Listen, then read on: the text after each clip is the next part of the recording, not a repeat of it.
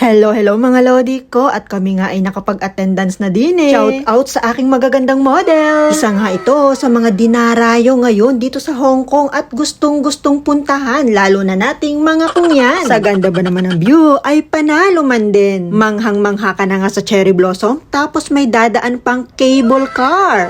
Ako pa rin po ang inyong ate Nancy na mahilig maglibot. From Tung Chung MTR Station Exit B, paglabas nga natin, diretso po ang lakad. Bungad nga sa atin ang Citygate Outlets. Lalakad nga tayo pakaliwa, sundan natin ang karamihan. Guro, nasa 15 minutes din itong lakarin. Aba, ay basta lakaran, ay sanay na ang inyong kungyan. Malalampasan nga natin ang escalator, ang way puntang cable car. Ang sasaya nga ng aking mga model ay yan, tatawid po tayo dyan.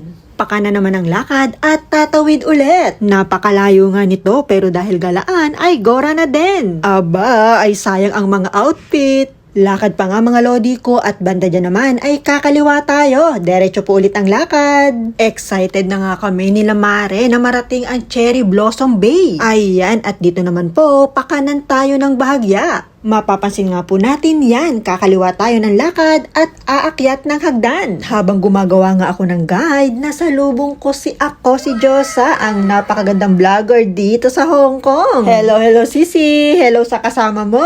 At pag akyat nga natin, dire-diretsuhin lang natin ang way na yan dyan sa bridge. At bababa na nga tayo ng hagdan. Mukhang pagod na nga ang aking mga mare sa paglalakad. Kaya pa ba?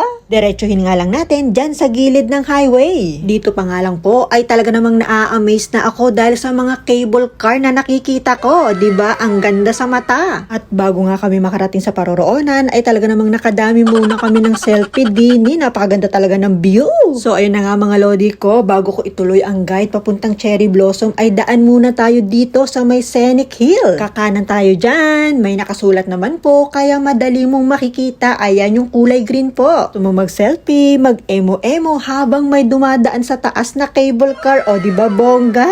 Panalo nga ang rampa ng aking mga mare. Pero sa totoo lang, pagod na ang mga yan. Gutom na din. Sige, aura pa at may dadaang cable car. Balik na nga tayo ng highway mga lodi ko para puntahan ang Cherry Blossom. Pagdating po dyan, tatawid tayo. Ayan. Madali naman ang makikita yan kasi tanaw na ang mga pink na Cherry Blossom. At nandito na nga po tayo. Welcome to Cherry Blossom Bay. Aba, talaga namang rampa to the max ang aking mga mare. At habang kami nga ay nakatambay dyan para magmerienda ay na-meet namin si Ate Rosemary at ang kanyang asawa at anak. Napaka-approachable nga ni ate. Minsan nga daw ay magbanding kami ulit. Labasan na nga ng